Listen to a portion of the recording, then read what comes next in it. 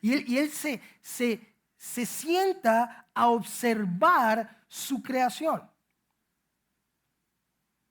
Es impresionante. El día siguiente hace otras líneas, hace otros trazos, y usted lo ve y se sienta, y él se afirma a sí mismo, y dice, y usted ve un montón de rayas. ¿Sabe? Yo no soy de raza. Si usted me alza de aquí y grito, ¡ah! Yo no soy un perro de raza. Entonces el arte y todo eso, no soy muy dado a eso. Y entonces me fui a un viaje y nos llevaron a una exposición en un museo. Una exposición de Rembrandt. Y cuando a mí me dijeron, vamos a ir a una exposición de Rembrandt, obviamente estoy con un grupo de personas, entonces, sí, claro, Rembrandt, vamos. Entonces vamos y nos dejan ahí, pero ella tenía que hacer un mandado, entonces ella nos dice, lo vamos a dejar aquí y pasamos por usted más o menos en 1 hora. Mire, yo entré ahí, a los 30 segundos yo estaba listo para ir. Porque yo no entendía nada. ¿Saben? Usted entra y en la entrada hay una pila de bancas, que usted toma la banquita y camina con la banquita, y entonces usted encuentra un cuadro, abre la banca, se sienta y se queda ahí. Pero mi papá me dijo, cuando usted no sabe, no tiene la menor idea de lo que está pasando, haga lo que la gente hace. Eso es como un banco de sardinas. Entonces, yo voy ahí, entonces yo voy con la silla y entonces yo me siento y yo veo a todo el mundo y yo digo, eso es un chiste, porque todo el mundo así y yo estoy así. Y yo, se lo juro, yo la pulseo para entender. ¿Sabe? Pero no estamos hablando de Morris. Estamos hablando del creador de los cielos y la tierra, el que se lo sabe todo. El que tiene el plano original de las cosas. Y está viendo y está diciendo, ¿sabe? Esto me quedó muy bien. Las plantas me quedaron chusísimas. El cielo me quedó genial. El mar me quedó extraordinario. Los negros me quedaron fabulosos. Tenía que decirlo. ¿Sabe? Él empieza a ver y empieza a hacer un cuadro y dice, esto es bueno. Pero vea qué interesante. Vamos a avanzar más rápido. Vamos a ir al capítulo 2, verso 18. Vea lo que dice. Es el mismo Dios creador. Es un capítulo después. Dice, luego Dios, el Señor, dijo, no es bueno. ¿Sabe? La primera vez que el Dios creador toma conciencia y dice, suave, suave, suave, todo me quedó genial, pero no es bueno que el hombre esté solo. Desde el principio él no era su plan que usted y yo nos sintiéramos solos o anduviéramos solos por el mundo. No era su plan. Él se detiene con la sillita y después de mucho análisis dice, no, suave, algo me faltó. No es bueno que estén solos. No es bueno. No es de Dios, diría un pandereta. No es bueno. No es bueno que estén solos. Y dijo, por lo tanto, le voy a hacer una ayuda. Una compañera. ¿Sabe? Es un Dios cercano, no es un Dios lejano. Desde el principio su plan era tenernos cerca de Él, desde el principio. Vamos a seguir avanzando. Ahí mismo en Génesis capítulo 39. Es este Dios que dice, no es bueno, no es bueno, no es bueno que estén solos. Usted no está diseñado para estar solo. ¿Sabe? Esta historia del llanero solitario está lejos de la verdad, porque si usted saca conciencia, el llanero solitario se llamaba el llanero solitario y todos los días andaba con Toro el indio, bien solito el hombre. Porque eso no es cierto, no es real, no estamos diseñados para andar solos. Le voy a decir un secreto que usted no le contará a nadie, pero yo lo sé, porque todos tenemos algo de eso. Usted está solo en la casa y enciende el tele para oír a alguien. Entonces está haciendo sus cosas, está Edgar Silva ahí, buen día, no sé qué, y usted está en otras, pero necesita escuchar a alguien. Así somos los seres humanos. Así somos. Ahora bien, el Señor estaba con José y las cosas le salían muy bien, mientras José vivía en la casa de su patrón egipcio. Este se dio cuenta que ¿qué? Que el Señor estaba con José. Pero vea cómo empieza diciendo, el Señor estaba con José.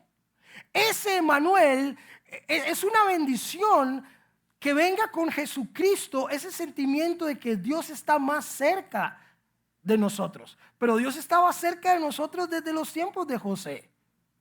Aún antes de que el pueblo saliera de Egipto, aún antes. Vea lo que dice ahí. Dios, el Señor, estaba con José. Pero no solo estaba con José, sino que dice que su patrón egipcio podía ver y decir, hey, ¿sabe qué? Dios está con él. Pregunta capciosa, ¿pueden decir lo mismo de usted o de mí? Ouch. Que la gente diga, wow, él huele a Dios. Ahí va Dios. ¿Pueden decir eso de nosotros? ¿Sabe? José, Dios estaba con él. Vea lo que dice el verso 21. El Señor estaba con José, estaba con él y no dejó de mostrarle su amor. No dejó de mostrarle su amor. No es algo de hoy.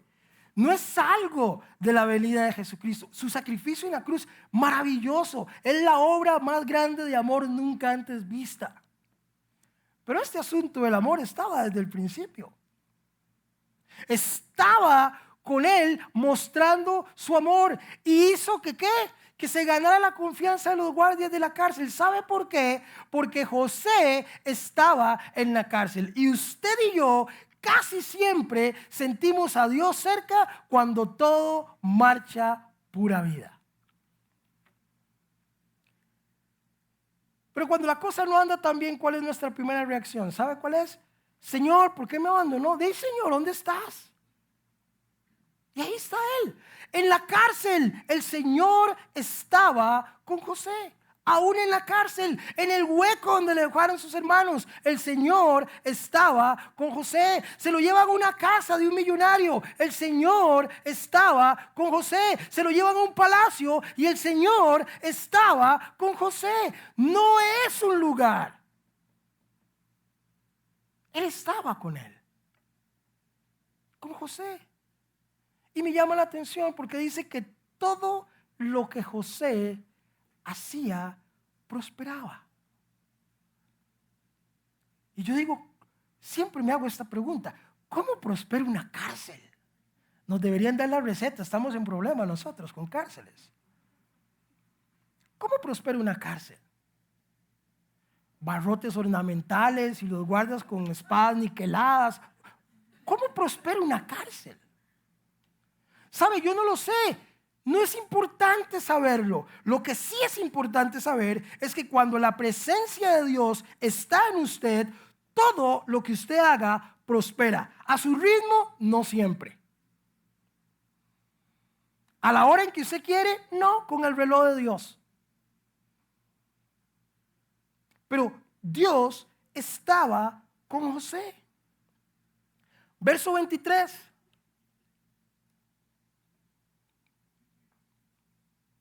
Como el Señor estaba con José. Una vez más. Pero vea lo que dice el verso 41-38.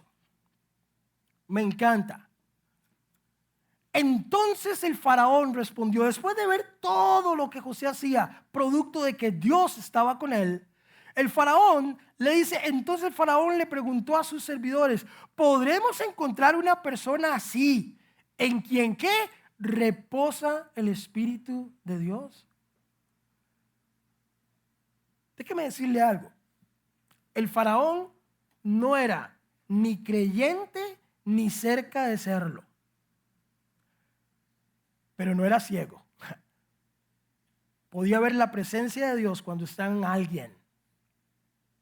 Esto no es un asunto de cristianos y de apellidos cristiano evangélicos, y que si usted es católico y evangélico o bautista, etc. Aún alguien que no tiene ningún vínculo con el Señor tiene la capacidad de poder ver a Dios obrando en la vida de alguien, porque Dios no pasa desapercibido.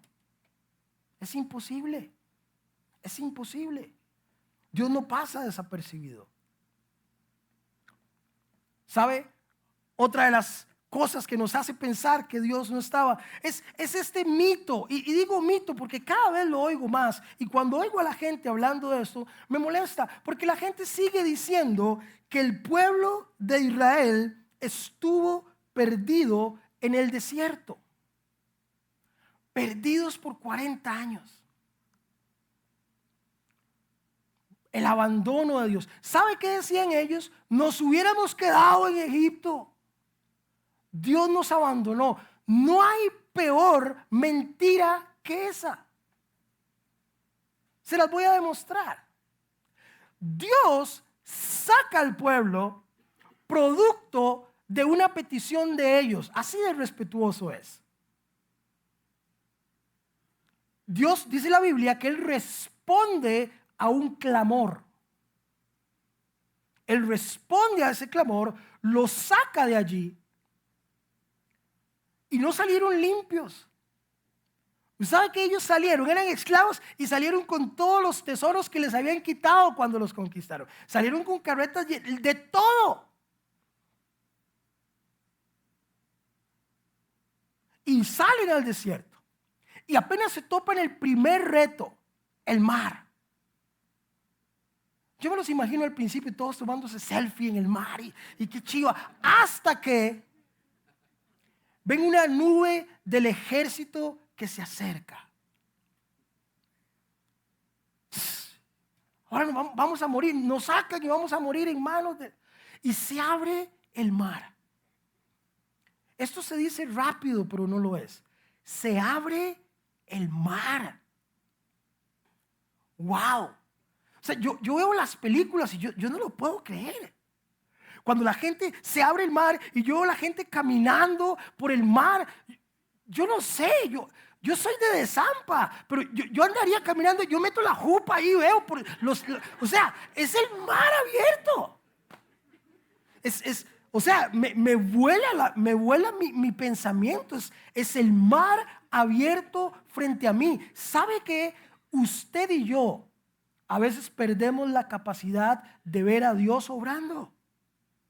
Y creemos que las cosas pasan porque sí. Usted hoy se levantó y cree que es que pasan porque sí. Usted está aquí por la gracia de Dios.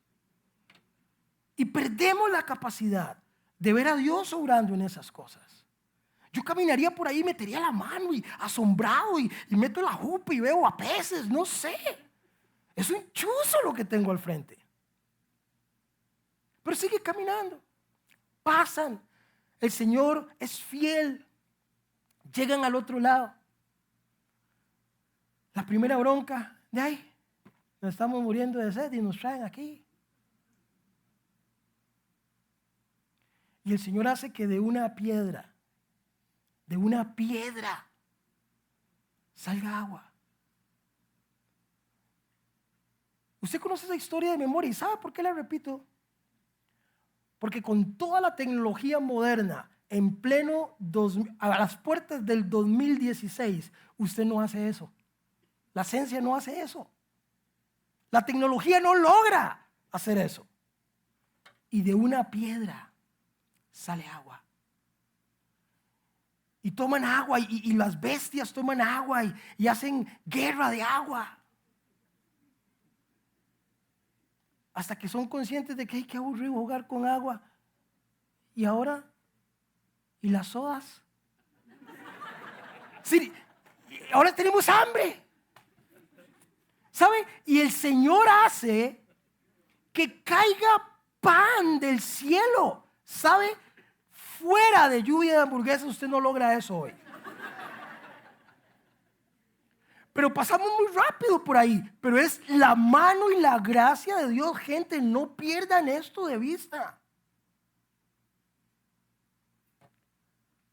Y terminan de comer. Y dicen, hey, ahora no hay carne.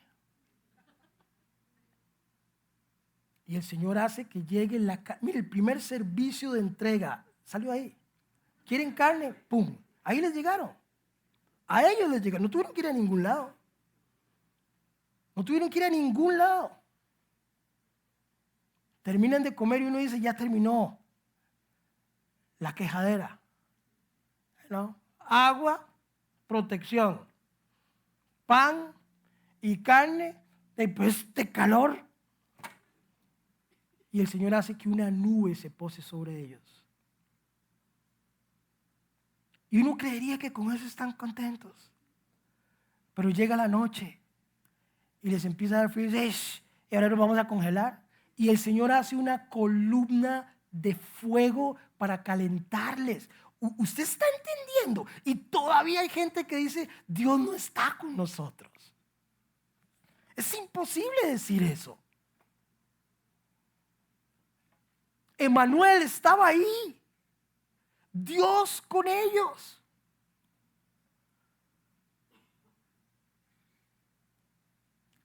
Y todavía dicen que estaban perdidos. El creador, el diseñador de todo, de ahí se le perdió el plano y se perdió. ¿Dónde era que quedaba la tierra prometida? Mire, si Dios hubiera querido darles un mapa físico, se los hubiera dado. Si yo les hubiera dicho, ¿sabe qué? De la palmera tal son 100 varas a 150 metros a la izquierda. Llega el cactus y del cactus ahí me espera un toque, la noche y el día siguiente sigan a los escorpiones y van a llegar a una piedra ahí. De ahí son 150 varas, dicen en el campo. Él no les dio un mapa porque no estaban perdidos. ¿Sabe qué sí les dio? Un mapa moral. Un mapa moral. ¿Sabe qué les dijo? Esos 40 años, ¿quieren salir de aquí? Porque hay una promesa. No es que andaban ahí, hay una promesa, hay un lugar que les está esperando. Pero para llegar ahí tienen que aprender ciertas cosas. Entonces les dio un mapa moral, se llaman los 10 mandamientos. ¿Quieren atravesar esto? No codicie a la mujer de su prójimo, no adore a otros dioses, no levante falso testimonio, etc. Y va a vivir y va a caminar durante este proceso con este mapa moral que lo va a hacer llegar a la meta. Miren, ni un GPS. Pruébelo. Esos mandamientos son el mapa para lograrlo. No necesitaban un mapa físico. No estaban perdidos. No estaban perdidos. ¿Sabe? Ese Emmanuel desde el principio estaba ahí. Pero ahora sí, se cumple la profecía y viene en la persona de Jesús. Y por eso me encanta. Por eso me encanta. Porque la profecía decía, y le pondrás por nombre Emmanuel. Y la pregunta es, ¿y por qué Jesús no se llama Emmanuel? Porque si bien es cierto, era Dios con nosotros, pero Jesús significa libertador. Y aquí no está hablando de que Dios estuviera con nosotros, ya estaba con nosotros. Lo que está diciendo es, y la misión de este Dios es liberarlos. Por eso se llamará Jesús. Porque no era un asunto que ahora sí ya Dios está con nosotros, ya estuvo. Ahora ese Dios viene a liberar a los cautivos y traer libertad. A eso vino. Vea lo que dice la Biblia en Juan 1:14. Y avanzo más rápido porque ya el tiempo me está ganando. Juan 1:14. Dice, y el Verbo se hizo hombre y habitó entre nosotros, y hemos contemplado su gloria, la gloria que le corresponde al Hijo unigénito del Padre, lleno de gracia, palabra clave de la que habló Chris la semana pasada, y verdad. ¿Sabe por qué esto es por gracia? Regalo inmerecido. Ni usted ni yo lo merecíamos, pero Él nos lo quiso dar, por gracia. Viene Él a habitar en medio de nosotros. Mire, no me diga que no hay un plan trazado de Dios para acrecentar la relación con nosotros. ¿Sabe? Aquí lo que yo veo es el Dios de Israel. Y aún así estaba con José. Y aún así estaba en la creación. Ahora veo a Dios dando un paso más. Diría un teenager, quiero que esta relación avance. Y entonces manda a Jesús para tener un grado más de cercanía. Ya no es el Dios de Israel, ahora es Dios en medio de Israel. Más cerca. Y envía a Jesús a cumplir ese propósito. ¿Sabe? Yo creo más bien que nosotros somos los que nos alejamos de Él. Mi teoría es que Dios no se aleja de nosotros nos alejamos de Él. Y hay muchos motivos, yo voy a nombrar 3 por lo menos. Creo que una de las cosas, y parece paradójico, que nos aleja de Dios es la religiosidad. La religiosidad nos aparta de Dios, nos aleja de Dios, porque empezamos a olvidar el concepto correcto de estar cerca de Dios. ¿Sabe? Hace unos años tenía el privilegio de predicar en un circuito de iglesias en Miami. Todos los años me invitaban a predicar a las mismas iglesias ahí en Miami. Y ese año es el primer año que toca un partido de la NBA ahí en Miami, donde juegan los Lakers, el otrora mejor equipo de básquetbol del mundo, otrora, pero bueno, seguimos sufriendo, algún día se nos hará, y el Miami Heat, pero todo estaba alrededor de eso, y le explico aquí a las damas presentes que están diciendo, ¿y eso qué es? Les explico. Los Lakers tenían 2 superestrellas, Shaquille O'Neal y Kobe Bryant. Y hubo toda una bronca de quién era mejor, esto y que lo otro, hasta que se separaron. Shaquille O'Neal se fue para el Miami Heat y Kobe Bryant se quedó con los Lakers. Este era el primer partido en que estos 2 equipos se unían. Entonces toda la prensa estaba ahí porque decían, ahora sí, vamos a ver quién es papi, ¿verdad? Si ahora están ellos 2 y vamos a ver quién es el mejor. Ese era el marco que había ahí. Pero a mí me tocaba predicar, era un miércoles. Y entonces yo estoy allí diciendo, Señor, solo si usted quiere. Me imagino que allá habrá almas perdidas que uno podría evangelizar o salvar o orar por ellos, ¿verdad? Era un poco la oración.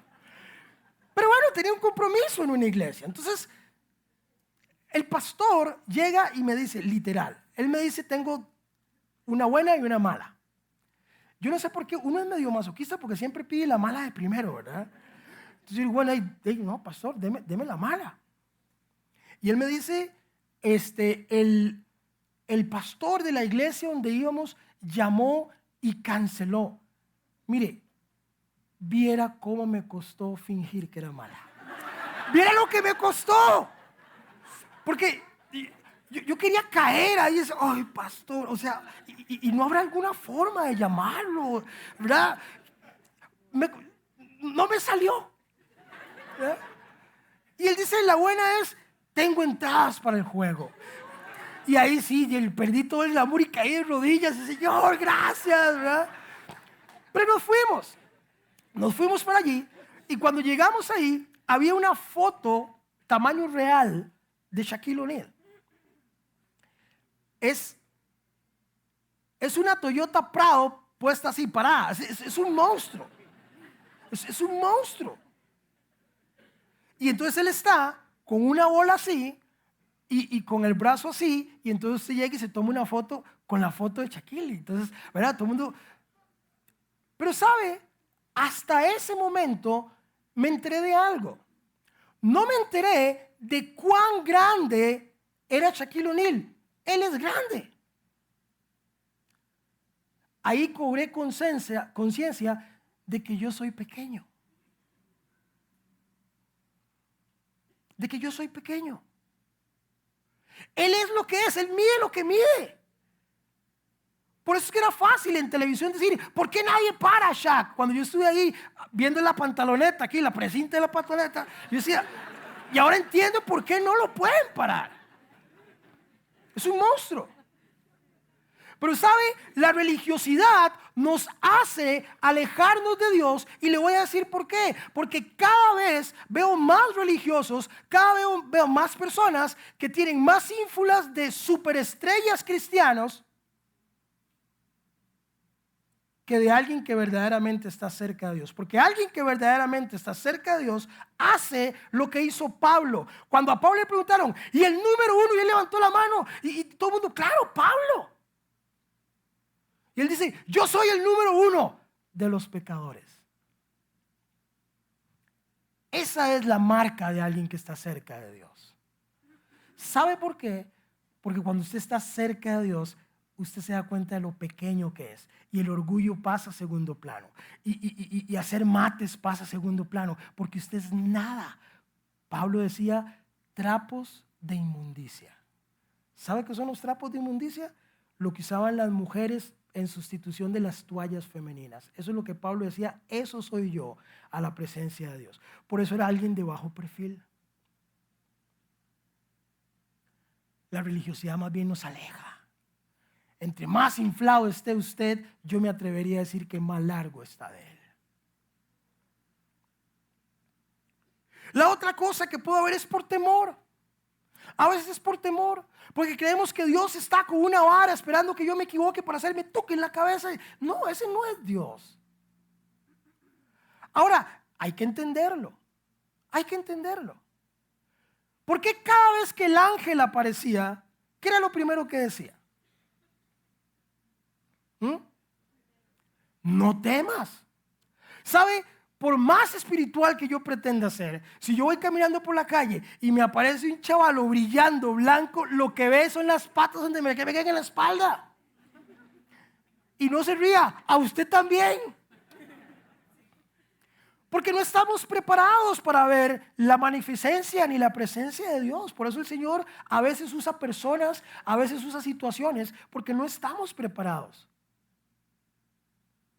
Por eso lo primero que dices, suave, no temas. Yo creo que conmigo diría, ¡ay, negrito, suave, no temas! Ya yo voy por allá. A veces el temor es el que nos aleja del Señor. Esa falsa o equivocada mentalidad de que Dios tiene una factura guardada ahí para sacármela en el momento de la bronca. Ese no es Dios. Ese no es el Dios de la Biblia.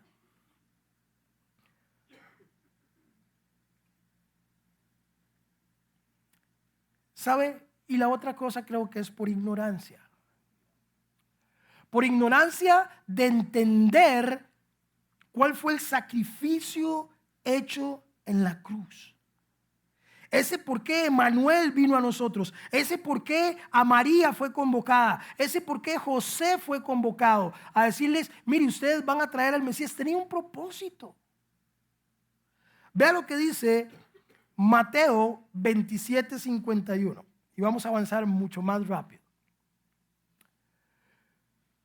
Mateo 27:51 nos da un flechazo de algo que le prestamos muy poca atención. Dice, en ese momento la cortina del santuario del templo se rasgó en dos. De arriba abajo, la tierra tembló y se partieron las rocas. Aquí lo que está describiendo es en el momento en que Jesús muere, cumple su obra redentora de quitar eso que nos separaba de la presencia de Dios Padre. Él muere y el velo del templo, lugar donde la presencia de Dios se contenía, y se rompe y dice, se acabó esto. ¿Sabe? No hay más días especiales, no hay más personas especiales y no hay más lugares especiales. Déjeme explicarle esto. Dios siempre ha estado con el pueblo.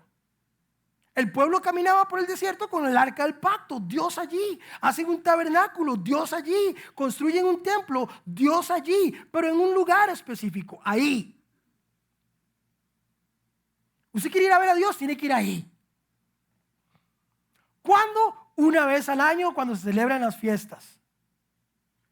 ¿Se imagina lo que es estar apuntando los pecados? Porque hasta el próximo año tengo que ir. Algunos iríamos con una perra, ¿verdad? Con un archivero ahí listo, caminando para, hey, señor, aquí, y las tengo clasificadas por letra y orden y color y todo. Pero no solo eso, tengo que llegar a un lugar específico, a hablarle a alguien para que pida perdón por mí. Porque el único que podía entrar a la presencia del Señor era el sumo sacerdote. Y tenía que ir amarrado con unas cadenas, porque en el momento en que las cadenas dejaban de sonar, uno decía, se cayó el pastorcito. Porque si llegaba a la presencia de Dios y tenía un pecado, caía muerto. Y como nadie podía entrar, porque la presencia de Dios mataba a cualquiera, tenían que sacarlo arrastrado por el mecate. Entonces, ¿qué teníamos? Un lugar específico, un día específico y una persona específica. Esto sucede, la ignorancia, Dios nos abre los ojos y nos dice, no, suave, yo quiero jugar diferente. Un paso más, el adolescente diciendo, avancemos un poco más. Todavía no he pedido la muestra de amor, pero avancemos un poco más en esta relación de intimidad. Y dice, yo quiero romper eso. ¿Sabe? Esto del tiempo, de que sea un día específico, yo me pongo a pensar, eso era como relación con Dios en los tiempos del módem. ¿Usted se acuerda del módem? Esa hora que usted decía, Dios mío, pero ¿cuándo? Que usted lo conectaba y se iba a tomar café y se asomaba y todavía no, y terminaba y se lavaba los dientes y todavía no, y no. Terrible. ¿Sabe? ¿Se imagina esa relación con Dios hoy? Vacilaba conmigo y yo le decía, ¿se imagina? Y dice, ay no, papi, ¿qué lo? El Señor rompe el velo, dice, Wi-Fi, a toda capacidad. A toda capacidad. ¿Sabe? Donde usted esté. En el baño, en el ascensor, en la oficina, en el cuarto, en la playa, en el hotel, en el avión, en otro país. Cuando quiera, 24/7, no hace cierre, no hay feriados, no hay holidays, tranquilo. Y ocupo que alguien lo haga por mí. No, hoy quiero relacionarme contigo. Ya no es el Dios de Abraham, ya no es el Dios de Jacob, ya no es el Dios de Moisés, ahora es el Dios de Tito, de Lili, de Juanca, el Dios de Morris, el Dios de Beto. No es eso un chuzo. Es que no lo entendemos. Es Dios diciendo, no, suave, yo quiero avanzar, démonos la manita. Y solo si quiere me da un besito en el cachete. Es Dios dando pasos, intencionadamente pasos a acercarse a nosotros. Es un Dios con la intención de ser ese Emmanuel con nosotros todo el tiempo. Es ese Dios. ¿Sabe? Y ese mismo temor a veces nos hace pensar que Dios quiere condenarnos. Todavía escucho gente decir, ¿y para qué Dios nos hizo si al final nos promete un infierno si no nos portamos bien? Él no fue el que nos hizo con nuestras necesidades y él sí, a mí me hizo guapo que tengo yo la culpa, decía un chaval. Vea lo que dice Juan 3:19 acerca de la condenación. Y ojalá esto sirva para que usted deje de echarle la culpa a Dios de las cosas que le corresponden a usted. Esta es la causa de la condenación, que la luz vino al mundo, pero la humanidad, usted y yo, preferimos las tinieblas a la luz. En otras palabras, Él vino a tener una relación con nosotros, Él coquetea con nosotros, pero nosotros le decimos no. Esa es la condenación. La condenación es que yo tengo la decisión de relacionarme, pero yo decido no hacerlo. Esa es la condenación. No es ninguna otra. No es un Dios que dicta sentencias sobre usted. Es usted asumiendo la responsabilidad de lo que no quiso hacer. ¿Sabes que nosotros somos cristianos de mucha tele? Sí, de mucha tele.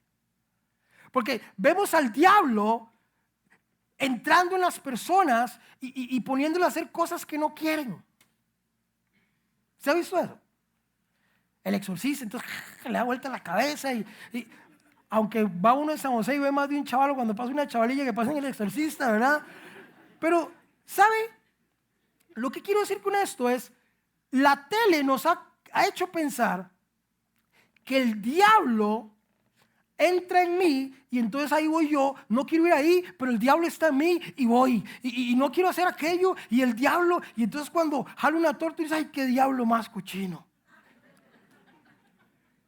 Y a veces le trasladamos esa misma responsabilidad al Espíritu Santo. Entonces, creemos que esa promesa del Espíritu Santo en nosotros, entonces es un Espíritu Santo poseedor. Entonces, el Espíritu Santo entra en mí y entonces se invierte. Entonces, ahí voy yo haciendo lo bueno aunque no quiero. Así no funciona.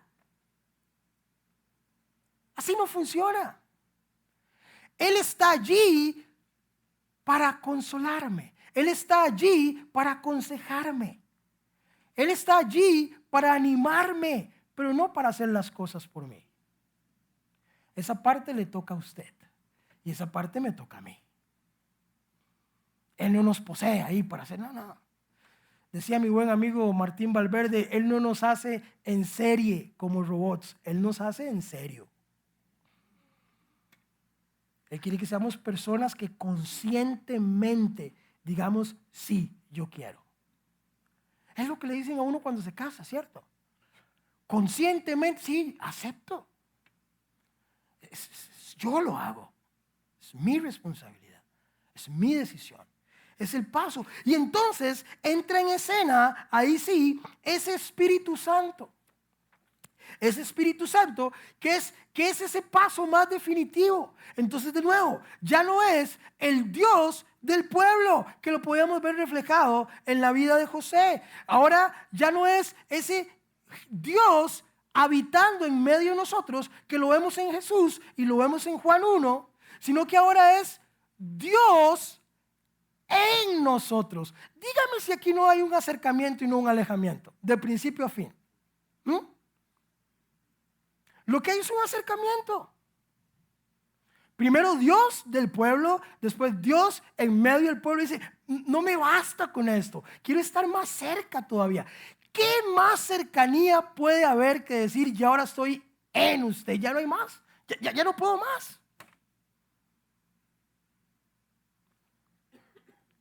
Eso es. Juan 14:16 lo refleja. Juan 14:16 es una oración. Dice, y yo le pediré al Padre, y Él les dará otro consolador para que los acompañe. ¿Cuándo? ¿Cuándo? ¿Cuándo? Siempre. Para que los acompañe siempre. Es la oración de Jesús. Vea lo que dice Juan 14:26.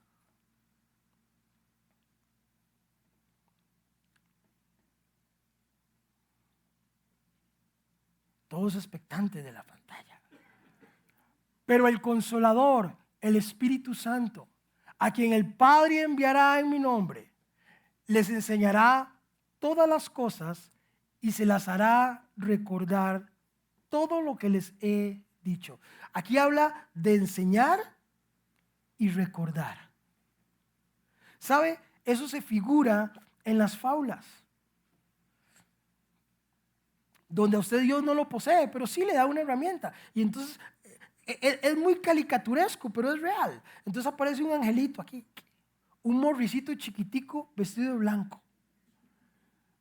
Mae, Morris, usted es muy tuanis, no lo haga. Y aparece un Morris vestido de negro con capa roja. Yo ahora entiendo por qué el negro y el rojo es algo raro.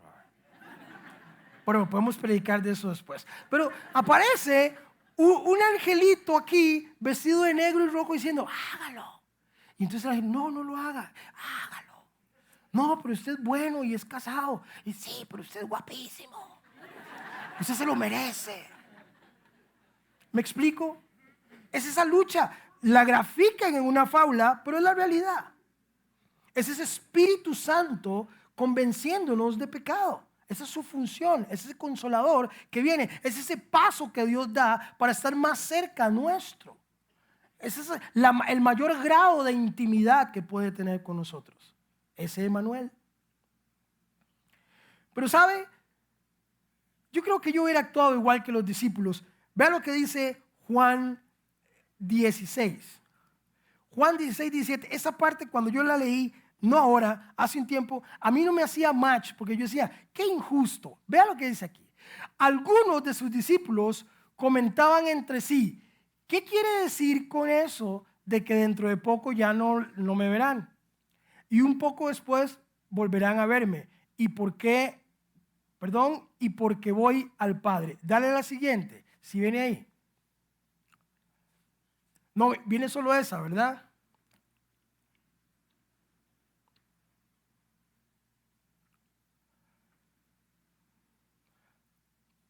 Porque ahí está. E insistirán que quiere decir. No, esa no es. Y ya la habíamos revisado. Pero el error es mío, creo. Es donde el Señor dice, ¿sabe? Les conviene que yo me vaya. Es raro. Les voy a explicar por qué. Desde el principio, era la esperanza. Es decir, las promesas, profeta tras profeta tras profeta, anunciaban la venida de ese Mesías. 5,000 años esperándolo. Viene, cumple su promesa, está con nosotros y 3 años después dice, ya me voy. ¿Qué le parece? Raro, ¿cierto? Rarísimo. Le dice, Señor, pues te estamos esperando y nos paquetearon 5,000 años después, 3 años y ya se va. Pero él dice, les conviene que yo me vaya porque va a venir el Consolador, el Espíritu Santo sobre ustedes. Claro que nos convenía. Ya no tener a Dios en medio de nosotros, sino ahora tener a Dios en nosotros, habitando en nosotros. Claro que nos convenía. Claro que nos convenía. Claro que el mejor negocio era para nosotros. Claro que nos convenía. Esa relación de Dios al lado nuestro. Hechos capítulo 1, verso 8 dice, y ustedes recibirán poder cuando venga el Espíritu Santo sobre ustedes. Van a recibir poder. ¿Poder para qué? Para hacer lo que usted quiera en nombre de Él. Para hacer lo que quiera en nombre de Él. ¿Sabe? Eso es como el video de Facebook. Yo no sé si usted ha visto el video de Facebook. Me encanta ese video. De hecho, lo iba a poner. Pero el video de Facebook de una chiquita que va caminando un día soleado y de un pronto a otro descubre su sombra. Y la ve y se asusta y camina, pero obvio la sombra la sigue y ella empieza a correr despavorida, gritando por todo y la sombra detrás, pero ella aterrada porque la sombra no la dejaba en paz. Déjeme decirle algo, ese es Dios con nosotros. Ese es Dios con nosotros, siempre, ese Emmanuel siempre presente, siempre allí, deseando estar con nosotros. Siempre, siempre. ¿Sabe? No en balde el Salmo 139, 7 al 12 dice esto.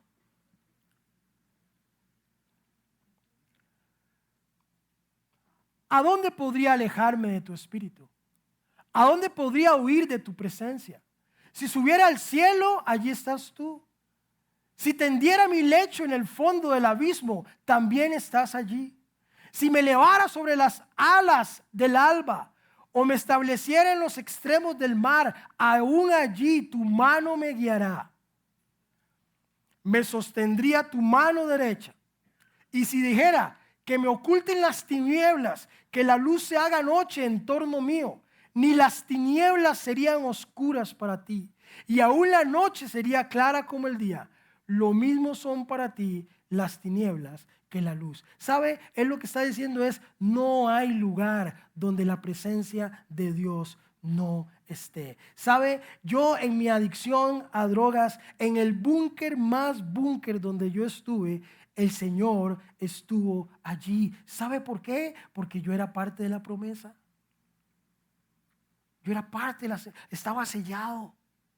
Donde quiera que usted esté. ¿Sabe? Yo quiero que usted tome esto de consuelo para si su hijo, su esposa, su hermano está en mal camino, pero usted sabe que está sellado. ¿Sabe qué? A donde él esté, la presencia del Señor promete estar. Llene su corazón de paz. Porque ese es el Dios que lo promete. No hay lugar. No hay lugar que nos aleje de la presencia del Señor. No hay. No existe. No existe. Pero ese poder, ese Espíritu Santo, tiene muchas cosas que hacer en nosotros. Vean lo que dice Romanos 8:31.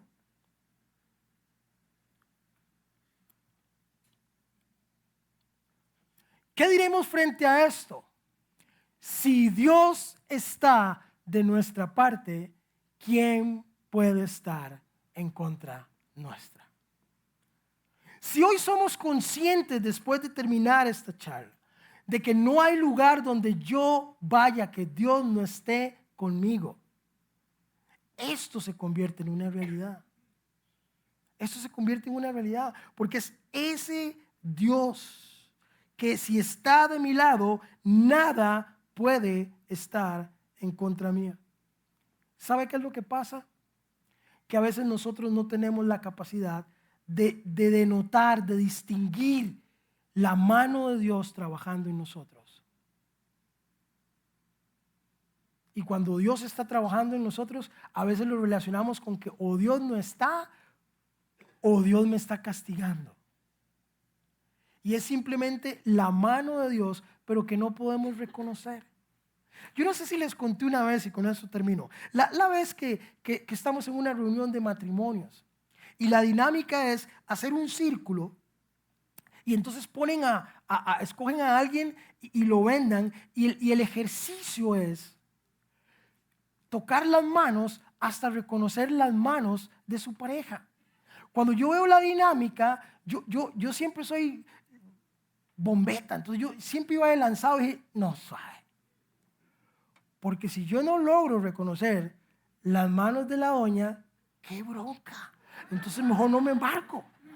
Entonces me hago a un lado y entonces llega un chavalo ahí y se pone y le ponen la venda y entonces él empieza a identificar las manos, ahí está. Entonces es un vacilón porque todos estamos viendo, él no ve, entonces es un vacilón ver donde él empieza y él pasa por, mire, pasó por donde su esposa, diría un basquetbolista, sin tocar aro. Él dijo así, nada. Y siguió, y ya todo el mundo decía, uy, qué bronca. Y él seguía, pero había un vacilón, porque había un amigo, no es broma, había un amigo grandote, el negro George.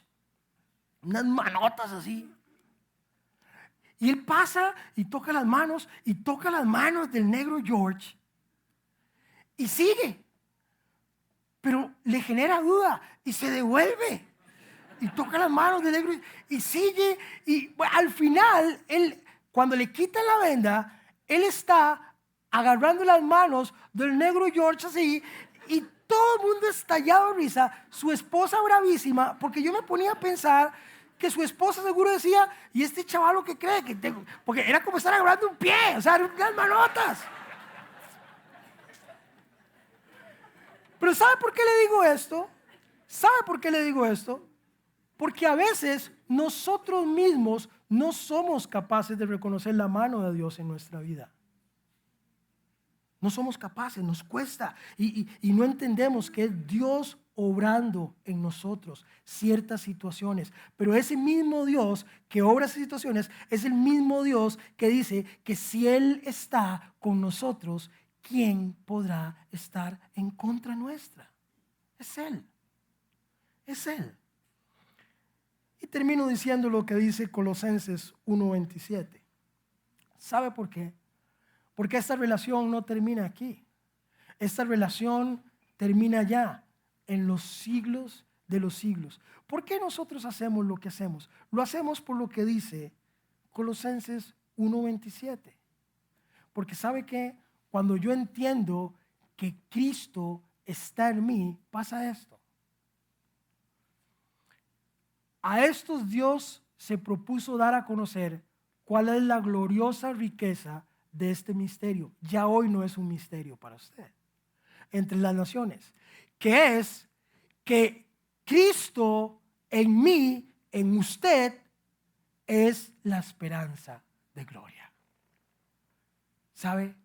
Cristo en mí, la esperanza de gloria. Y hacemos lo que hacemos, adoramos, cantamos, hacemos tamaladas y hacemos lo que sea, y lo que sea, para esto. Para disfrutar de la gloria de Dios. No me digan que Dios no quiere relacionarse con nosotros. Si este es su propósito, ¿sabe para qué? Para que pasemos los siglos de los siglos con Él. Déjeme decirle a alguien un secreto. Alguien que no quiere estar con usted, lo evita. Él quiere estar con usted por los siglos de los siglos. Ese es Dios. Pongámonos en pie.